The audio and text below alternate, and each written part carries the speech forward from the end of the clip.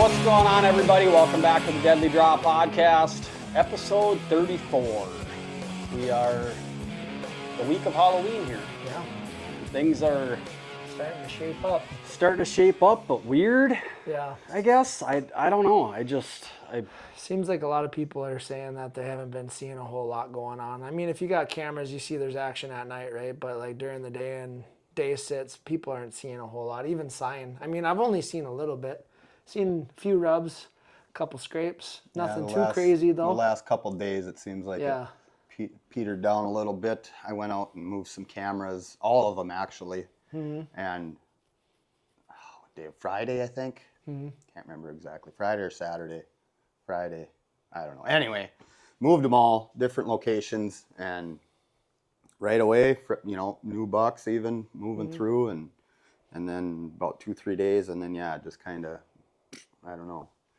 So the sign was fresh when I moved cameras. I had all fresh rubs, fresh scrapes, but my tags filled. So. Yep.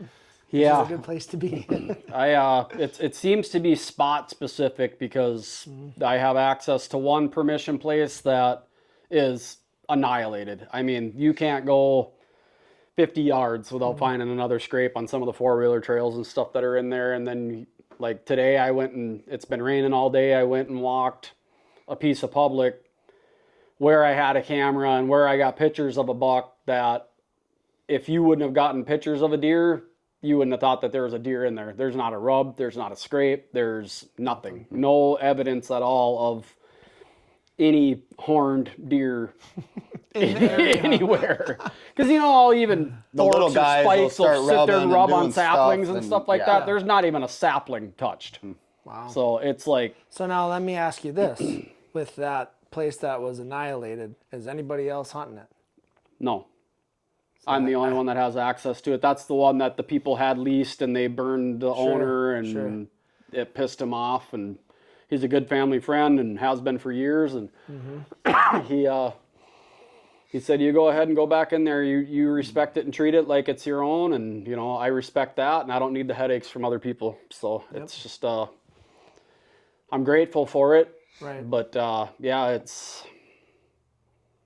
I don't know. It kind of leads right into kind of what I wanted to talk about a little bit today was cell cams, the love-hate relationship of cell cams, because, we talk all the time about not banking on these cameras for, hunting and for making your moves and stuff like that. And I 100% went against what we talked about and going through that particular farm, and it's all timber. And historically it's been a late season spot, right? Late October into like the gun season. It used to always get gun hunted while I was able to bow hunt it, but even that I guess got pulled. So last year was the first year that I solely hunted it, and I believe it was November 16th was just absolutely incredible in there, because all the farms around it were getting gun hunted and high pressure, and I was the only one in there with my bow. And I want to say there was like 8 different bucks. There was like 12, I want to say it was 12 does and everything was running around like it was the day. Like it had to have been a bunch of estrus hit, because like it was pure chaos from daylight till like noon that day. And that was when I don't know, I suppose he was right around a 140-inch 10-pointer, the one where I was sitting there trying to get my freaking camera on him, and I drew back on him 3 different times trying to get the camera on him, and it didn't work out because obviously they're never still when they're chasing. But anyway, going back into the cell cam thing, I was walking through that farm, and like usual, scrapes are showing up on the four-wheeler trails and stuff like that. Well, I just kept following down into where I know on one part of the property it gets pretty thick, and ran into just a mecca of scrapes and sign. And okay, I'm gonna hang my camera up here and just see what's happening and what's coming through. And I don't know what what that is, if it's because a year and a half old buck will sit there and it'll scrape too and stuff like that. So it's like, it's almost like you want confirmation. But it seems to me like the one time you get confirmation is the time that you should have been sitting in the tree to get confirmation and not waiting for a camera to tell you. This time of year, you know, you really got to just hunt, especially when you start to see that fresh sign. And I know when I shot mine, I kind of went against all of that too, right? Mm-hmm. But I was close enough in that zone to where, you know, there's going to be something in that area. But yeah, I don't know. I mean, you do want confirmation because you don't want to sit there and just watch a bunch of little guys doing their thing or whatever. But this time of year, they're all cruising. Yeah. I mean, I watched on cameras, you know, 3 or 4 different bucks during that last, you know, when I moved them, pushing does, and that one was all over my property within an hour. You know, it was just, I couldn't believe it. In daylight? No, early morning or late, you know, right before daylight. But, you know, that tells you he's not far off then either, most likely, you know. Right. So, yeah, but it's it's the decision. Do I go here? Do I go there? I'll put a camera here and I'll go hunt here to try and cover spots. And that's exactly what I did. Yep. And it's like, you treat the camera as obviously your surveillance, but you know, there I sit. It would have been Monday morning and in a piece of public, not seeing a thing, not even hardly a squirrel, and 8:30, cell phone goes, shooter 10-pointer, broad daylight. In them scrapes, didn't work them, but got up in the licking branch a little bit. A doe was through there like 45 minutes before him. Yep. He caught a little bit of a draft of that doe, and like I requested a video. He let out a grunt and just started trotting, and it was like, yeah, it was Monday morning. I mean, seriously, why? Because it seems like it, and obviously when you have multiple cameras out on multiple properties, something's going to happen because you can't be everywhere at once. But it seems like the spot you pick never pans out. Yes, and the problem of it is like, what did we used to do like back before cameras? Before cameras, when we would go into a place like that and we would see all that sign and be like, put a hang on right there. We're sitting there for the next 5 days because something's coming through here, you know. And it's like, we didn't care about burning out a spot. It was like, get on that sign when it was still steaming, and chances are you were going to see something. And why this, like, me personally, I catch myself doing it more and more, and it's just like, I got to get out of that groove of banking on a camera. Well, if you want to give me your cameras, I'll hang them up and you can go hunt. It's just like, man, I mean, especially when you're finding hot sign like that, it's like, it should have been the first move was that tree tonight. You know what I mean? Granted, now, unless it skirted that camera, nothing came through in the first day and a half of when I hung that camera. So it's like, I don't know what to make of it. Like when I moved mine, right? They weren't getting nothing, and there were hot spots. But I've noticed too, those deer come walking through and they're picking those cameras out, and from a fair distance where you wouldn't think. And I got them up, or I got them hidden, but they're picking them out, and I got pictures of videos of it happening. So it's like, how long do they do that before? Like, now I haven't had no pictures, and you know, do you have to go move that again, or just get out there? You know, a lot of guys say that there is a frequency or something going on from them cell cams that them deer can pick up. That some of them are okay with it. They're, you know, they don't really mind it, and some of them it only happened once and they'll never be back in that area again. So, like, to the point where a lot of guys are shutting the cellular off and just running SD again. Oh wow. Yep. Yeah, I've noticed it big time in the last sometimes week. they'll look right up at it. They look right at it. They'll like drop and they'll stare at it. And it's like, there's something going on. They know it's something going on. Yep.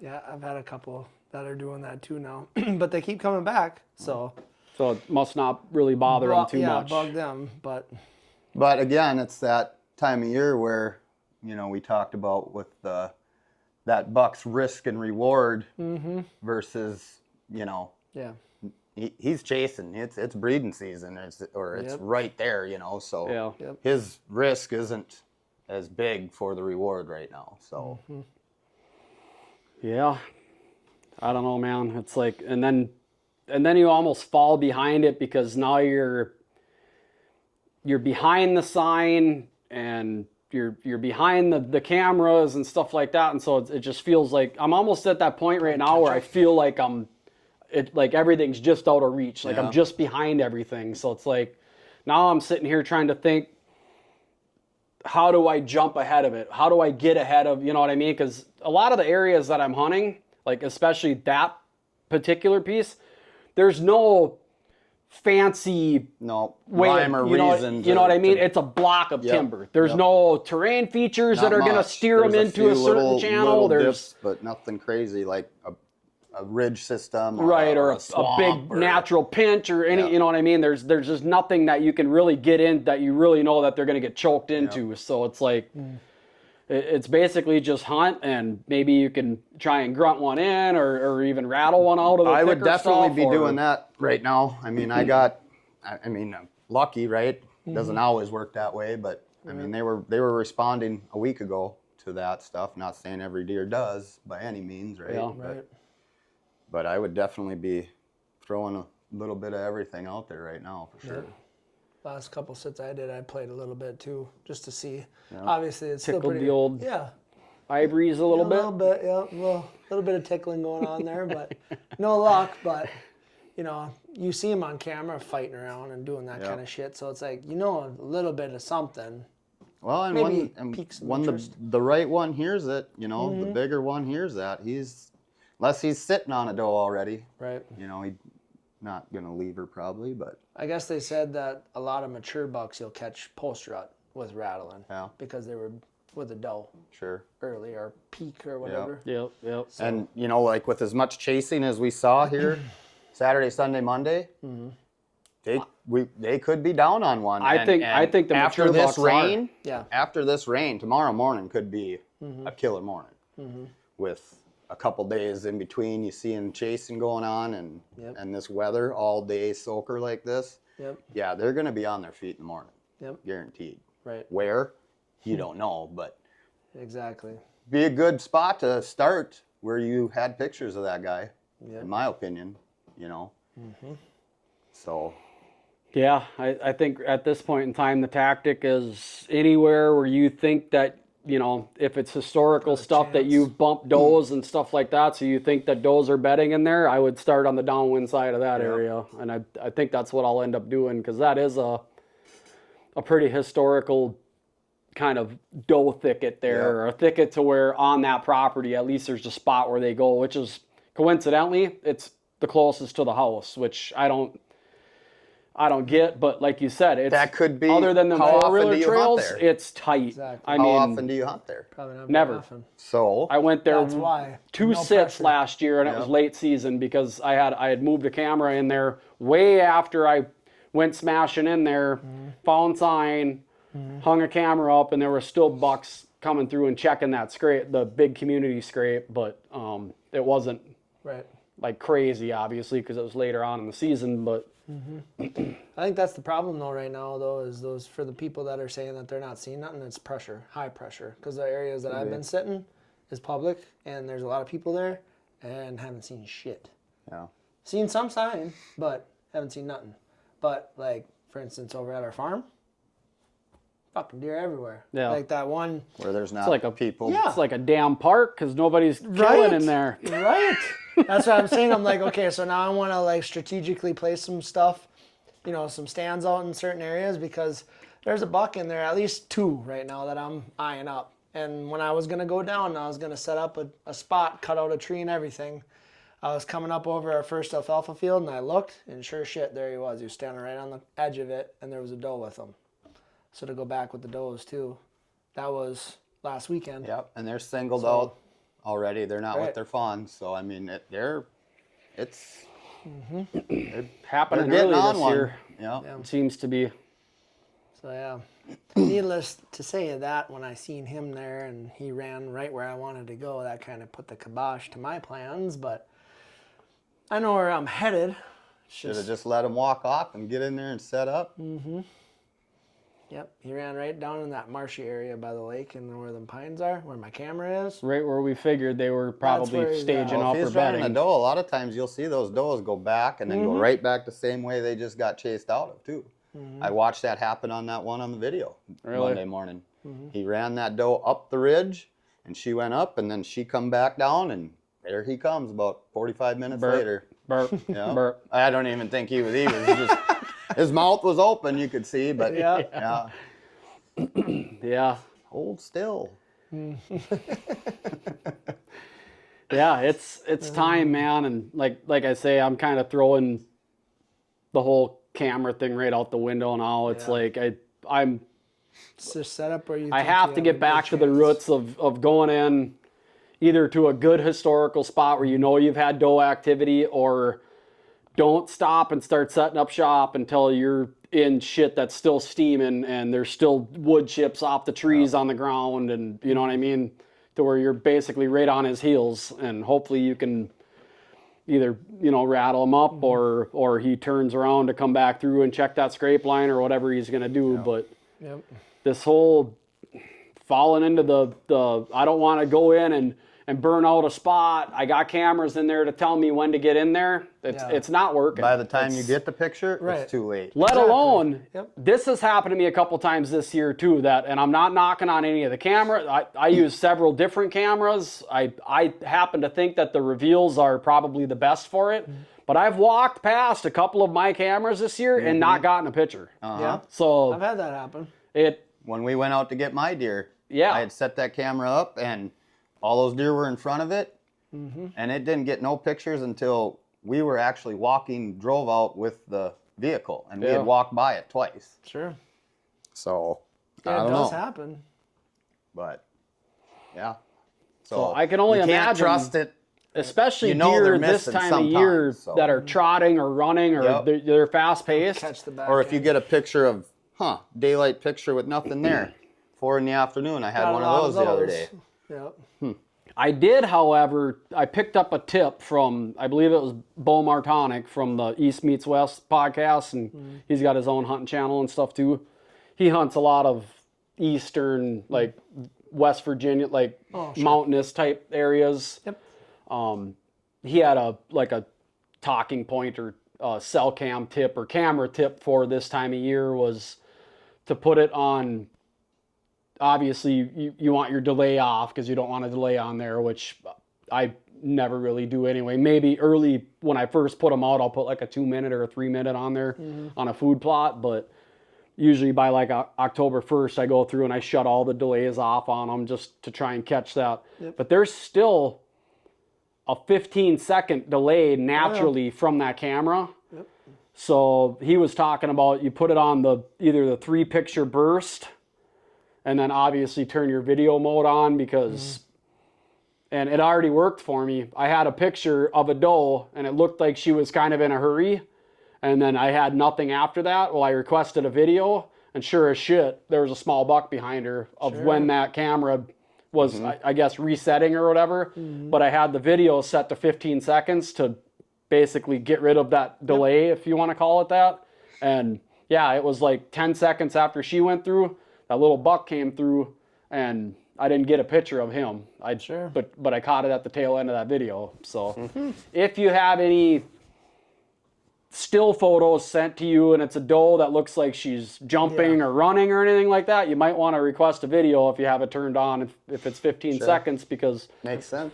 look at how much ground they can cover in 15 seconds. Oh, A lot. They could be across 100 yards this frickin', easy. Yeah, they could Past be them across pines that over there. exactly in 15 seconds. So one thing to think about, I guess, when you are going through and your pictures and stuff like that, if it looks like a doe's acting goofy or something like that, maybe request a video and see. But yeah, if you got an active plan, and you're not out of pictures. Because I ran out of pictures the other day, but it renews tomorrow. Yep, I was gonna say. it is too, dude, and that's the problem. See, you feel like you're dead in the water because these cameras aren't sending you shit, right? Yep. It's like, I know there's something out there. I want to see what the hell's running around. Yeah, but anytime, any day other than a rain day like this, You just got to be in the woods. Exactly. Pick a, Right pick now a is that stand time. and Get downwind to some sign scrapes if you find get some, out and there because it only takes that Yeah. long, you know. Yep. And it could happen anywhere. I don't think you got a bad tree right now. From here on out until at least. yeah, no, they say any tree is a kill tree in November. Yep. You know, it's just End of October. how they're gonna run past Middle you. October. I saw David Blanton. He had a little thing on there, a little talking point there, and he said, you know, Halloween is usually a really good time to be in a tree, and what you need to do is you need to leave your family, cancel all your plans, quit your job. Well, I don't care what you're doing, but you need to be in a tree that day. Like, it's not wrong. Yep. And November 1st is always prime too because now you got a whole bucket of Snickers bars and shit that you can Post-Halloween load your pouches snacks. up with and gone all day sits. Yep. But anyway, I think we've chatted long enough here. We're going to shorten up the next probably month or so, the episodes here, just because obviously everybody's hunting. We want to be hunting and doing this in daylight instead of We just got lucky today with the rain day, so it didn't affect anybody. All day soaker, so we weren't really hunting anyway. But yeah, the next few episodes will probably be shorter ones. So we'll thank our sponsors and everybody that's tuning into this one, and we'll see you guys next week.